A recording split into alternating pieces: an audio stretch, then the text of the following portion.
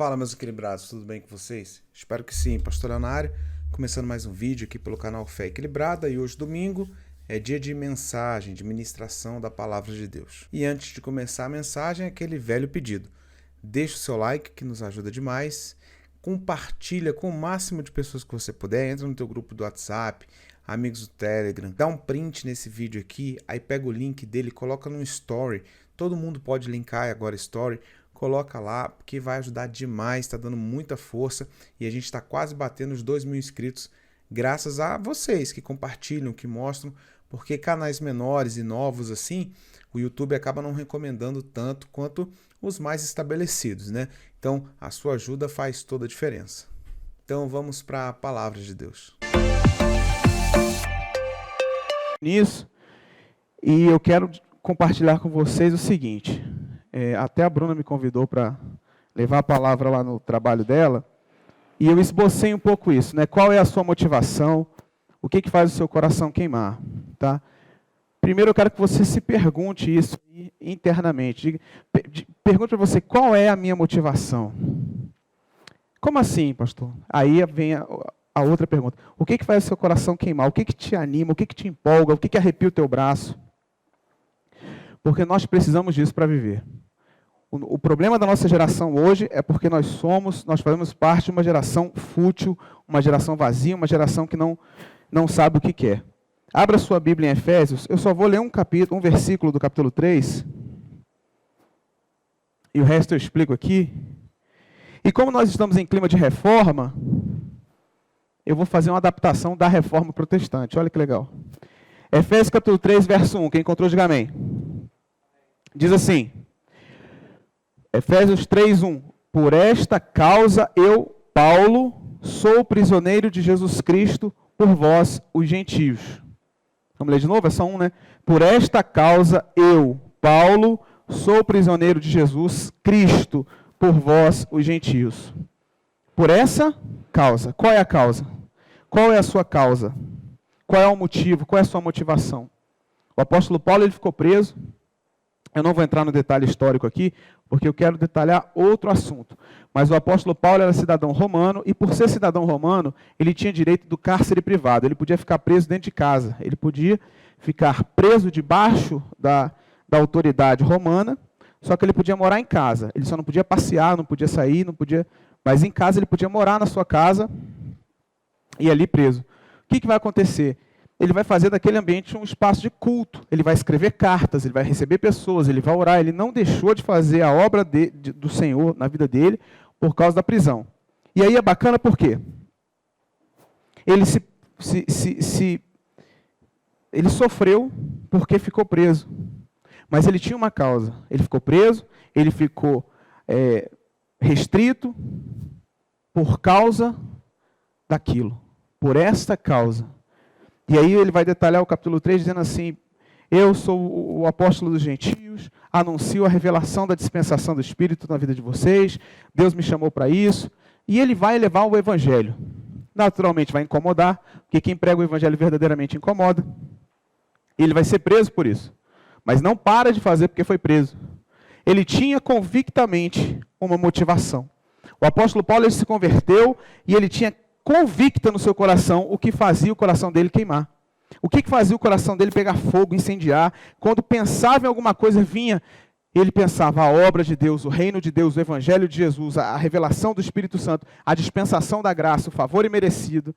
E ele largou uma vida que ele tinha antes, de general da guarda, um cara que tinha muito poder, muito status, para se tornar apóstolo dos gentios, para pregar o evangelho, porque ele tinha uma causa, ele tinha uma motivação. Olha para a pessoa que está do seu lado e pergunta aí, qual é a sua motivação? Faça essa pergunta para ele. Qual é a sua motivação? Qual é a sua motivação? Qual é a sua motivação? E como a gente está em clima de reforma, né? Estamos pintando as coisas, levantando parede e tudo, pode passar um slide aí.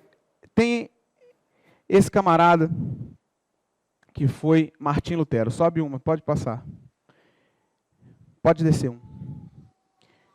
Esse aí eu deixei porque é sempre bom a gente lembrar, né? Mas eu vou citar. Martim Lutero, ele foi a figura maior da reforma protestante. Se hoje eu sou protestante, se hoje você é protestante, é por causa de Martim Lutero. Esse camarada aí. Ele foi um monge augustino da Igreja Católica, professor de teologia, e ele começou a estudar a Bíblia, só que a Bíblia na época dele estava escrita em latim. Só que nessa época a língua do latim já era uma língua morta. Só quem tinha isso era quem? Os padres, a liderança católica. O povão não tinha acesso à língua. É como se a Bíblia hoje estivesse em latim e a gente tivesse que ler. Se bem que para a gente o latim ele é mais fácil de se entender do que para um alemão, né? Porque o latim ainda tem algumas palavras que a gente consegue entender. Mas ele começou a ler e ele viu o império da Igreja Católica. E ele olhou assim e falou, a gente está vivendo algo errado. E eu acho lindo isso. Porque o conceito de reforma protestante foi porque ele protestou, obviamente. Por isso o conceito de protestante. Foi porque ele viu alguma coisa e não foi a favor daquilo e protestou. E qual é a ideia de reforma? Isso que a gente está fazendo na igreja. A gente está mudando de igreja? Não. A gente está na mesma igreja, correto? Só que a gente está fazendo uma reforma. Não foi do interesse de Lutero, em momento nenhum, deixar de ser católico. Não foi. Ele queria continuar sendo católico. Ele queria continuar na igreja católica. Ele queria continuar sendo monge. Só que ele queria uma reforma. Ele queria uma transformação. E era a motivação dele. Porque ele começou a estudar o Evangelho, leu o Evangelho, ele começou a estudar a graça de Cristo. E ele leu o apóstolo Paulo para a igreja em Roma, dizendo assim, pela graça sois salvos, desculpem, Efésios, pela graça sois salvos, mediante a fé que é em Cristo Jesus, e isso não vem de vós, é dom de Deus.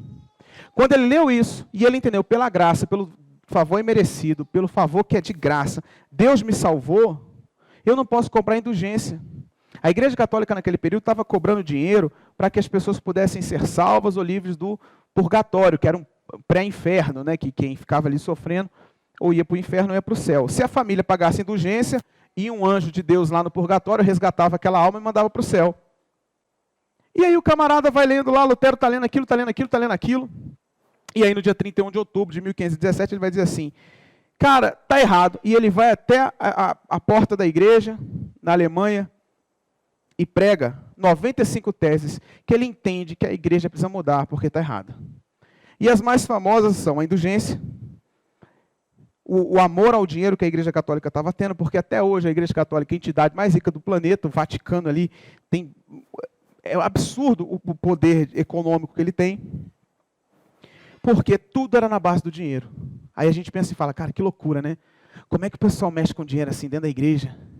Só que hoje a igreja evangélica, claro, não falo todos, mas uma parte da igreja evangélica, ela vive exatamente o que a reforma protestante protestou. Se você pegar algumas igrejas evangélicas, e é claro, sem estar filmando, num dia de estudo bíblico aqui, não seja pregação de domingo, a gente pode colocar todas as igrejas, pelo menos as 20 principais igrejas do Brasil, e a gente pode ler pelo menos a visão, a missão e os valores deles, e qual é a confissão de fé que eles têm. A gente vai ver que um percentual significativo dessas igrejas vivem exatamente as 95 teses que Lutero foi contra. Por quê? Porque o tempo passa e as coisas voltam a acontecer, e se a gente não estiver ligado, a gente erra do mesmo jeito.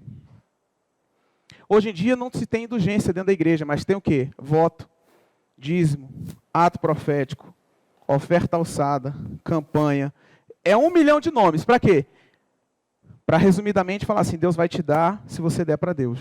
Se você der uma oferta de dinheiro, Deus vai salvar o teu marido. E aí você liga a televisão, você liga o rádio, você vê o testemunho na igreja, é sempre assim. Não, depois que eu me associei a essa igreja, depois que eu virei parceiro dessa igreja, depois que eu comecei a dar um envelope da Cortal, depois que eu comecei a fazer isso, Deus salvou minha casa. Aí os irmãos, amém, que bênção, glória a Deus. Aí o pastor fala, tá vendo? Você que ainda não está dando dinheiro na igreja, olha aqui, ó, foi curada de câncer porque ofertou. A cura, a salvação, o milagre é pela graça. O que é graça? Favor imerecido. Você não merece, mas Deus te dá. É claro que, isso tem que ficar muito claro, que não é porque é pela graça, não é porque eu não mereço, mas ainda por amor Deus me dá, que eu vou ter uma vida de pecado. A igreja em Roma tinha muitos estudiosos, e alguns deles se chamavam de sofistas, né? Quem estudava sofisma. E eles falavam assim, já que aonde abundou o pecado, superabundou a graça, vamos continuar no pecado para que a graça de Deus superabunde nas nossas vidas. E teve papas da Igreja Católica no século XIII, XIV e XV que pensavam da mesma maneira. Para que a glória de Deus se manifeste, nós temos que viver em pecado. Porque se nós vivermos em santidade, Deus não vai agir com a graça dele, porque a santidade é natural. Então a gente tem que estar em pecado para que a glória de Deus se destaque. Olha que interpretação demoníaca, não é? Até porque Cristo falou o quê? Se alguém bebe da água que eu tenho para dar, nunca mais volta a ter sede. Então, se eu tive um encontro genuíno com Jesus, a prática do pecado já não me escraviza mais. Eu posso, por ainda ser humano, na minha natureza carnal, eu ainda posso sentir um desejo. Mas o Espírito que há em mim me deu o quê? Domínio próprio. E eu olho, a minha carne naturalmente sente o desejo, mas o Espírito que há em mim me dá o domínio próprio para não cometer aquele pecado. E ainda assim, se eu escorrego e cometo, eu me arrependo, eu me envergonho, eu me entristeço, até o momento onde a minha fé se reativa e eu sinto pela fé o perdão de Deus ter me alcançado naturalmente, que já me alcançou. Mas em alguns momentos a gente não se perdoa e por isso não sente o perdão de Deus mesmo que ele já exista. E aí Martim Lutero ele vai escrever essas 95 teses baseadas nos 5 valores que nós, aqui na Igreja Tempo de Mudança, não mudamos sob hipótese nenhuma. E se algum dia eu mudar, você pode me pegar depois do culto, me amarrar e me bater. Falar assim, eu lembro, pastor, que você falou que se fizesse, por favor, não deixe. Ele vai escrever em latim, sola scriptura, sola gratia, solus Christus, soli Deo gloria. Ele vai dar as 5 solas. Para quê? Para dizer que tudo é pela glória de Deus, tudo é em Cristo, tudo é pela palavra, tudo pela fé. Nós temos que viver baseado nesses valores. Não podemos mudar esses valores. Eu não posso viver uma coisa que não está na Bíblia Sagrada. A motivação de Lutero não era acabar com a Igreja Católica, não era destruir com o papado, não era acabar com a liderança, não. Ele só queria o quê? Reformar o que estava errado. Isso foi tão impactante porque ele foi perseguido. Ele mexeu no maior ninho de vespeiro da história do mundo, que era o poder da igreja associado ao poder bélico do império. O Império Romano, está aqui as 5 solas. O Império Romano assumiu o catolicismo como religião universal, e os principais papas que assumiam o poder não eram homens levantados pelo Espírito, mas eram homens elegidos pela liderança monárquica, porque aí tinha um bom relacionamento. Aí vinham doutrinas absurdas. Uma das 95 teses, uma doutrina absurda, era que a palavra do Papa era irrevogável e tinha o mesmo peso da palavra de Deus. O que todos lutavam na cultura judaica quanto à opinião de Faraó, porque Faraó, no período aqui de Êxodo, número levítico, ele era a figura encarnada de Deus. E se Faraó tivesse uma opinião, aquela opinião de Faraó era a opinião de Deus. E vem o povo judeu e fala assim, você está louco? Não pode ter uma pessoa que represente Deus na terra. Não existe uma pessoa com a mesma opinião de Deus perfeita, santa, imaculada. E aí depois vem a Igreja Católica e ressuscita esse conceito. Todas as piores doutrinas do planeta que a gente vê hoje, seja ela na igreja ou fora da igreja, elas já existiram em outro momento, com a máscara, com uma maquiagem diferente. É a mesma coisa vir a mulher bota uma lente de contato verde, pinta o cabelo de amarelo, põe um silicone, ficou mais bonita? Talvez, depende, né? Ficou melhor? Mas ainda assim, é a mesma pessoa. Pode vir um cara magrinho, bota a bomba de cavalo, fica um touro grandão, fortão, e pá. Tá diferente, mas ainda é o mesmo cara. As heresias, elas são assim. Elas mudam de contexto, elas mudam a maquiagem, mas elas sempre existiram e sempre atacaram o povo de Deus. E se a gente não tivesse conceito, não tivesse entendimento do que é o evangelho, a gente vai cair no pecado e estamos enrolados. A motivação de Lutero era, eu preciso expor com clareza o evangelho. Era o que fazia Lutero ficar escondido, que ele teve que ficar preso, escondido durante 2 anos. 2 anos Lutero ficou escondidinho, sem ninguém saber onde ele estava, porque a Igreja Católica queria matar ele. Quando a gente encontrar esse Lutero, a gente mata ele. Teve a famosa Santa Inquisição, que era todo mundo que se opunha à Igreja Católica era tido como bruxo, e vamos matar que tá bom. E ele ficou escondido, não podia sair na rua, teve que mudar o visual. Só que nesse período ele ficou lendo a Bíblia. E ele ficou lendo a Bíblia, lendo a Bíblia, lendo a Bíblia, coisa que a gente não faz mais, porque tem celular, tem smartphone, tem internet, tem Netflix, tem televisão, tem videogame, tem o mundo, né? Então a gente não lê mais a Bíblia. E ele não tinha nada disso, ele ficou lendo a Bíblia. E a Bíblia em latim, ele falou, mas está difícil demais, toda vez eu tenho que ficar traduzindo isso para ler. Quer saber? Eu vou traduzir a Bíblia para o alemão, que era a língua de origem dele. E a partir da Reforma Protestante, há um marco histórico genial, que é a Bíblia passa a ser do povo. Todos teriam acesso à leitura da Bíblia. Um camarada que antes era refém da missa para entender um pouquinho, que era Omni Dominus Jesus Cristo, ficava aquela loucura, o cara amém, aí ficava amém. Isso até uns 80, 90 anos atrás era comum no Brasil, a missa sem latim. Né? É tradicional, não entendi nada. E ele traduz a Bíblia para a língua mátria, a língua natal dele. Isso vai trazer liberdade para que as pessoas lessem a Bíblia. Mas ele tinha uma causa. Chamavam ele de louco, chamaram ele de herege, queriam persegui-lo, queriam matá-lo. Mas ele tinha uma causa. E se estamos aqui hoje com essa liberdade de expressão na fé, foi porque teve um cara que tinha uma causa bem clara do que ele queria. E ele realizou o sonho dele. Qual é a sua motivação? É nascer, crescer, reproduzir e morrer. Aprendi isso na escola. Uma planta faz isso. Uma árvore faz isso. Um passarinho faz isso. Um coelho faz e faz bem isso. Né? Se a sua preocupação é nascer e simplesmente casar, ter um filho, arrumar um bom emprego, você vai ser mais um no universo de 8 bilhões que está passando por aí e não vai deixar um legado, não vai deixar nada de útil. Porque mais gente no mundo a gente não está precisando não, já tem bastante. Qual é a sua causa? O que te faz acordar de manhã cedo, tomar seu café, lavar o rosto, tomar um banho, escovar o dente, amém? Não vem cá não, já levanta para frente. Não é tal. E fala, eu vou trabalhar, eu vou estudar, eu vou cuidar da minha casa, eu vou cuidar da minha família. Eu tenho uma motivação. Qual é a motivação da Igreja Tempo de Mudança? Não é ser mais uma igreja, porque já tem 1 milhão, né? Aliás, de igreja evangélica o Brasil está cheio, né? A gente disputa com boteco. Quem tem mais? A igreja é boteco. A gente está ali, abre um boteco, abre uma igreja, a gente está na luta. Mas se fosse para ser mais uma igreja, cada um ia para a sua igreja. Se fosse para eu pastorear mais uma igreja, eu preferi ir para outra igreja, sentar lá no banquinho, ficar dando glória a Deus lá, vendo todo mundo ralar igual uns condenados, ouvir um louvor legal, ouvir uma palavra maneira, amém, glória a Deus, e ir para casa. Não. Nós existimos porque nós temos que levar mudança. A gente tem que pregar mudança. A gente não pode pregar essa religiosidade, essa mesmice, essa coisinha. Amém, eu vou para a igreja. Aí acaba o culto, o cara é igual.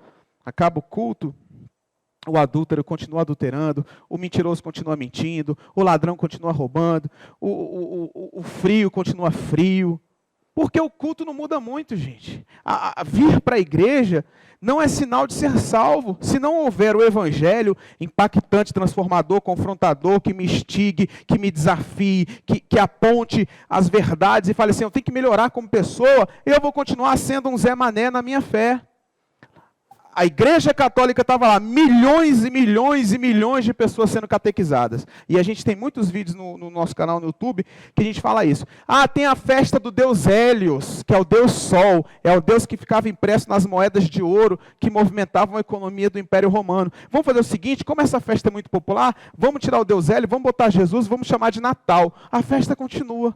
A Igreja Católica ela subvertia os eventos que já existiam e colocava uma temática cristã para tentar ter o monopólio das coisas que estavam acontecendo. Mas isso não mudava a vida de ninguém. A igreja não muda a vida de ninguém se o evangelho não for penetrado no nosso coração. É por isso que tem gente que está há 20 anos na igreja e é um mentiroso há 20 anos. Está há 20 anos na igreja e o marido está há 20 anos batendo na esposa. Está há 20 anos na igreja, a esposa está há 20 anos chifrando o cara. Está há 20 anos na igreja, o cara nunca deu uma oferta de amor, não só financeira, mas de trabalho, de serviço. O cara está há 20 anos na igreja e nunca se dedicou a servir a Deus em nenhum dos departamentos, nenhum dos ministérios. Está há 20 anos na igreja, nunca trouxe um convidado, um irmão, falou, vamos lá na minha igreja. Está há 20 anos na igreja e nunca fez um filhinho na fé. Talvez na vida já deve ter feito 1 milhão de filhos aí. Mas na fé, por quê? Porque o evangelho não entrou no coração. Igreja não significa tempo. Igreja não significa estado. A igreja ela só faz sentido quando o evangelho de Jesus é honrado. A sua vida ela só vai fazer significado verdadeiro se você tiver um encontro com o evangelho de Jesus. O evangelho. Que evangelho é esse? E a Bíblia diz: tive fome e não me deste de comer. Tive frio e não me agasalhaste. Passei necessidade e não me ajudou. E os próprios discípulos falaram assim: mas Jesus, quando que aconteceu isso contigo que a gente não viu? Aí Jesus fala: quando vocês deixaram de ajudar um daqueles pequenos, um daqueles fracos. Evangelho não é gravata, evangelho não é saia, evangelho não é culto, evangelho não é... Evangelho é amor ao próximo, é respeito ao próximo, é amar a Deus acima de todas as coisas. É antes de tomar uma decisão pensar: será que eu vou glorificar a Deus com essa decisão? Será que Deus vai ser honrado na minha vida se eu fizer isso? Servir a Deus é alguém nos fazer mal, porque fazem mal a nós.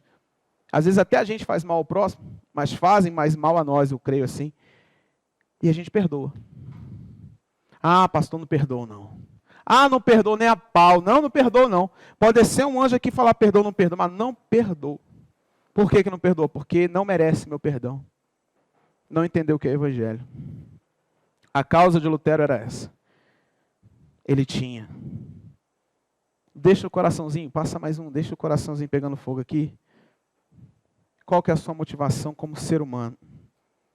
Lutero tinha a motivação dele, ele viveu para que a motivação dele se realizasse. Eu como pastor, eu tenho um sonho. Eu não queria ter muitas igrejas não. Se eu tiver uma igreja, tempo de mudança, em cada estado do Brasil, para 1000 lugares, eu estou feliz. Quero ter 20 igrejas em Brasília. Não. Tendo uma, já tem um ponto de referência para a gente. E com isso, a gente levar o evangelho a quem precisa. Comida para quem tem fome. Não é suprir o lugar do Estado, não, porque o Estado tem essa responsabilidade. Mas a igreja, ela leva o alimento com o pão da vida. Ela leva a bebida com a fonte de água viva. Ela leva o agasalho com o fogo do Espírito. A gente abençoa fisicamente, mas há uma mensagem por trás que vai transformar não só a vida, mas a alma daquela pessoa. Esse é o maior significado da igreja. É nós sermos um conjunto de pessoas com o mesmo propósito, com o mesmo sentimento, com a mesma paixão, de levantar de manhã e falar: eu vou abençoar vidas, eu vou levar a paz de Deus para corações, eu vou viver a minha vida, eu vou estudar, vou trabalhar, vou ter minha família, eu vou ter meu emprego, eu vou conquistar meu carro, casa própria, sei lá o que for que você sonha, sua empresa, mas você tem que estar pensando: as pessoas que passam pela minha vida reconhecem Jesus, encontram Jesus, veem Jesus? Porque se não veem, se não encontram, se não percebem Jesus na sua vida, você precisa fazer uma correção de rumo. Você precisa fazer um realinhamento da sua vida. É por isso que você existe. É para o Evangelho de Jesus alcançar outras pessoas. Qual foi o impacto da Reforma Protestante no mundo? Não só termos o culto hoje, mas o impacto da Reforma Protestante mudou a história da humanidade inteira. Mudou a história da humanidade. Vocês sabiam que antes da Reforma Protestante não existia escola pública no mundo? Fomos nós que criamos. Vocês já viram a Rede Salesiano? Todas essas escolas boas são escolas vindas da Itália, né? Roma. Pode ver. Essas boas escolas, La Salle, todas essas vieram do mesmo período. Só que são escolas de altíssimo padrão. Não são escolas públicas. Ensino médio. A escola pública veio com Calvino, veio depois da implantação da reforma. E eu estava vendo um estudo, e um texto dizia o seguinte: por que existem textos bíblicos difíceis? Já parou para pensar por que existe texto bíblico difícil? Eu tinha várias teorias, mas eu ouvi essa e falei, adotei essa para mim como minha opinião. Sabe por que existe texto bíblico difícil? Para estimular o cristão a ler e usar o cérebro. No período da Idade Média, menos de 10% da população era alfabetizada. Quase ninguém sabia ler. Então, se você traduzisse a Bíblia para a linguagem do povo, ainda assim tinha muita gente que não sabia ler a própria língua. Não sabia ler. Nasce a escola pública, matricula milhares e milhares de pessoas, e milhares de pessoas passam a ler. Para quê? Para ler a Bíblia. E por que existem textos bíblicos difíceis? Para fazer com que as pessoas usassem o cérebro, para que as pessoas tivessem que raciocinar, para deixar de ser massa de manobra, para deixar de ser pessoas robotizadas e engessadas, ou até mesmo pastoreadas no sentido pejorativo, ou até como gado. Olha como o evangelho é lindo. Jesus ele vem e fala por parábolas para quê? Para que todo mundo pudesse entender.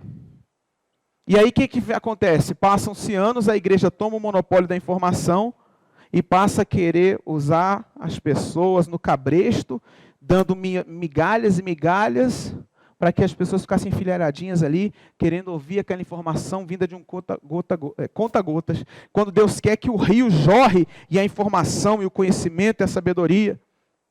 Que coisa maravilhosa. A Reforma Protestante faz o primeiro hospital público da Europa. Pegaram uma catedral gigante da Igreja Católica, que já havia se prostrado ao entendimento reformado, deixou de ser católica, ele falou, mas tem muita igreja, vamos pegar isso aqui e vamos transformar num hospital.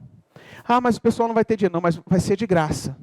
Aí pegaram lá os grandes médicos que iam se convertendo ao Evangelho e faziam trabalhos voluntários. Nasce o conceito de serviço público, que é o serviço ao público. Graças à Reforma Protestante. A Reforma Protestante quebra o domínio do monopólio da informação da igreja. Antigamente existia o quê? As artes. As artes eram de domínio da igreja. Tudo a igreja tinha que fazer. Eu brinco sempre falando, os Tartaruga Ninja, né? Rafael, Michelangelo, Donatello, Leonardo, todos eram servidores da igreja. Eles tinham que pintar para a igreja. A igreja tinha o domínio da ciência. Se falasse assim, olha, a terra é redonda, mata esse cara porque a terra não é redonda. Quem é esse louco? Ah, o sistema da terra é heliocêntrico, a terra roda ao redor do sol. Que loucura, a terra é geocêntrico, o sol roda em direção à terra. E a igreja católica matava cientistas porque eles se opunham à opinião da igreja. A igreja tinha os seus reis, a igreja tinha os seus líderes, os seus políticos. A Reforma Protestante ela vai quebrar isso. E vai criar o conceito de nação-estado, igreja-estado. A igreja tem o seu papel e o Estado tem o seu outro papel, que não deve ser de domínio da igreja. O Brasil hoje é laico graças à Reforma Protestante. Porque se não fosse a Reforma, o Brasil seria um país de dominação católico. Isso é maravilhoso. Fala assim, pô, pastor, mas não seria melhor? Não. Porque a igreja ela não pode ter domínio de tudo. A igreja tem que fazer o papel de igreja. Existem hoje igrejas neopentecostais que têm o tal da teologia dos 7 montes, que são as 7 áreas da sociedade, né? Saúde, educação, arte, ciência, religião, economia e mais uma. Que eles fazem conferências, congressos, dizendo assim, a igreja tem que dominar essas áreas de interesse. Tanto é que tem essas igrejas que ficam elegendo deputados. Já viu? A igreja tem um candidato que tem que eleger, que se você não votar naquele deputado, você está em pecado. Por quê? Porque eles entendem que a igreja tem que dominar todas essas áreas. Só que quem fala assim nunca estudou história para ver que a igreja já dominou isso e não deu certo. Não deu certo. Aí o que a gente tem hoje? Político.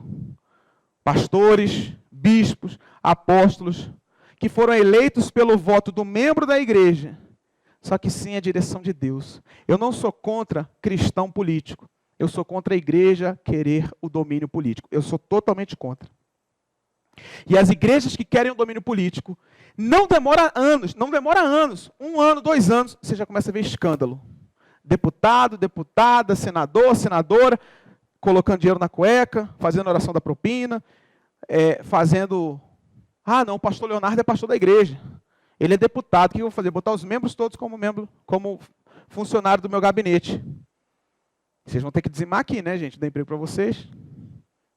Mas, poxa, vamos ter gratidão. Mas gratidão a Deus, né? Só 10 é pouco, vamos dar 20. Então vamos dar 30, não dá problema? E aí todo mundo fala assim, pô, o pastor me empregou. Ele está pedindo 30% para a obra, é para o reino. Não, gente, isso é lavagem de dinheiro. Isso é pecado. Deus não está nisso. E é por isso que a gente tem tanto político evangélico que é uma vergonha. Tem outras pessoas que falam assim, eu não voto mais em evangélico. Queridão, Não tenha opinião religiosa para votar. Veja o plano de governo do seu candidato. Ele vai investir na educação, ele é um cara que apoia a segurança pública. Não, o negócio dele ali é infraestrutura.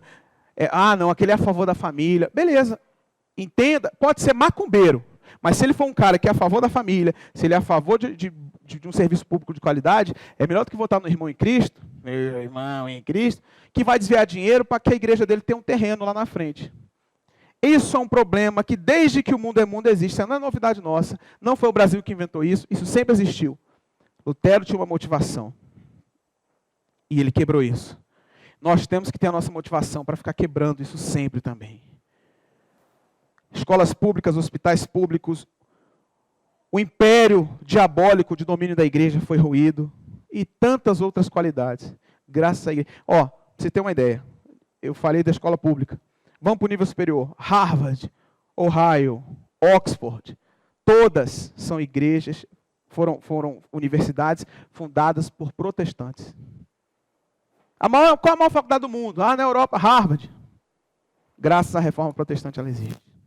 Nós como cristãos, sempre protestantes, nós como cristãos protestantes, sempre, a nossa história está aí para dizer isso, nós investimos no intelecto. E é um valor que a igreja de mudança tem, você tem que estudar. Pastor, não gosto de estudar. Então você vai gostar de capinar, você vai gostar de cortar cana no sol, você vai gostar de ralar igual um condenado. Nós temos que estudar. A Bíblia diz, conhecereis a verdade, e a verdade vos libertará. A verdade do entendimento, do conhecimento, do intelecto liberta. Por que tem muito imbecil que bebe cuspe de pastor? Vocês já viram isso? O pastor lá, vão ungir vocês, todo mundo abrindo a boca, ele cuspindo? Porque o cara não estuda. Por que o cara pega uma vassoura e leva para casa? Não para varrer os maus espíritos, não. É porque ele não estuda. Por que tem um ato profético e está todo mundo plantando bananeira? Porque não estuda. Estude. E você não vai ser lesado. Você não vai ser uma massa de manobra de pessoas más.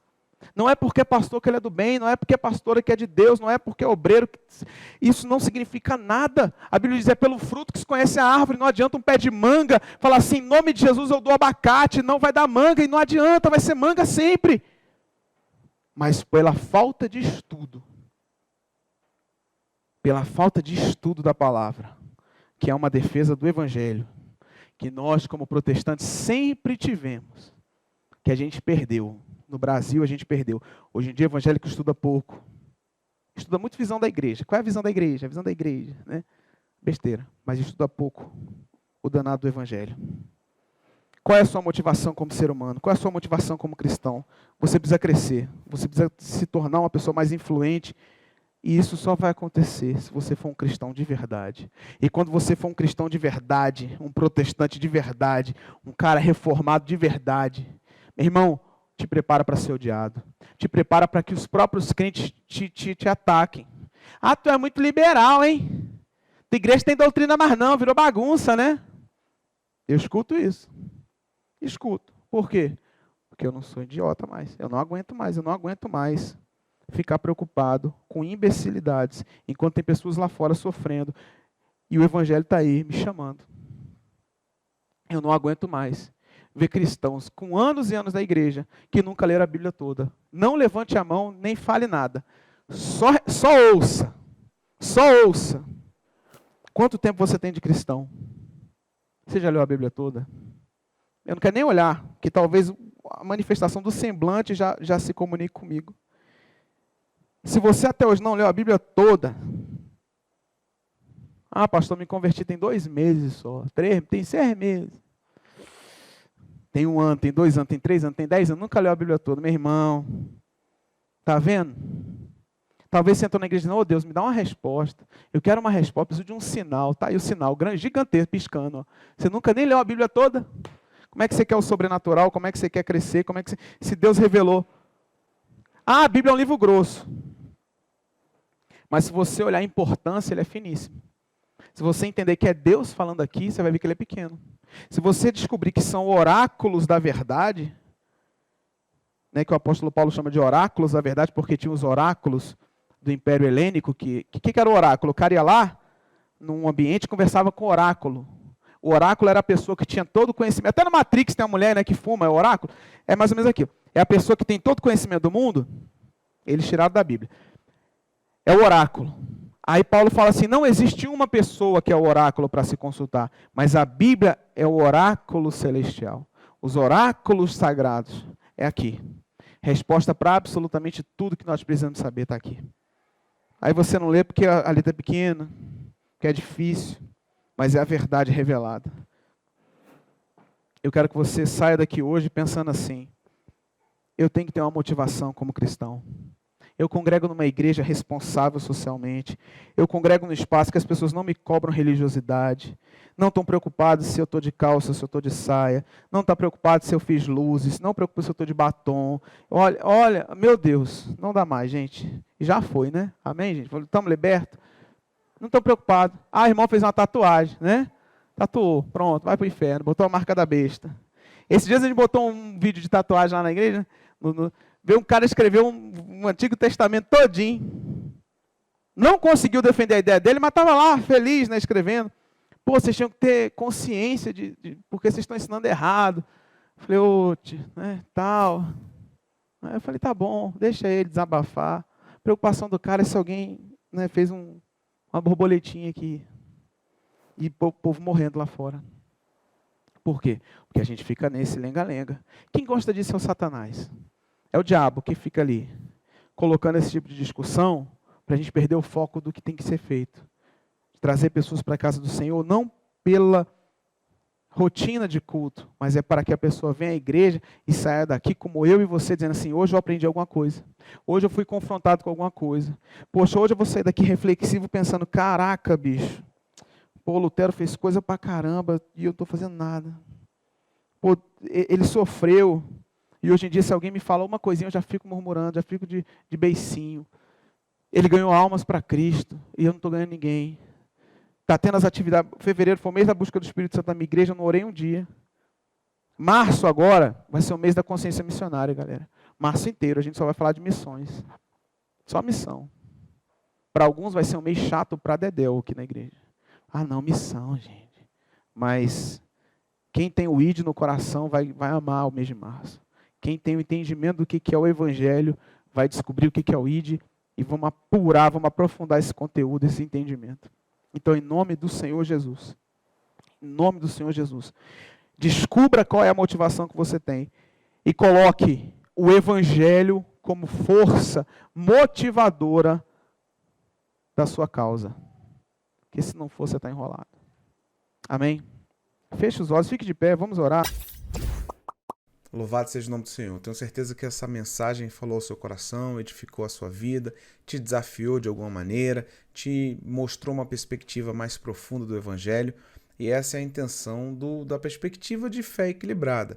Então, que Deus te abençoe sua casa, sua família, te dê uma semana de bênção e de vitória. Não esquece de curtir o vídeo, compartilhar ele e se você não é inscrito, seja muito bem-vindo à família Fé Equilibrada. Se inscreva e ativa o sininho para você não perder nenhuma notificação. Aqui é vídeo novo todo dia.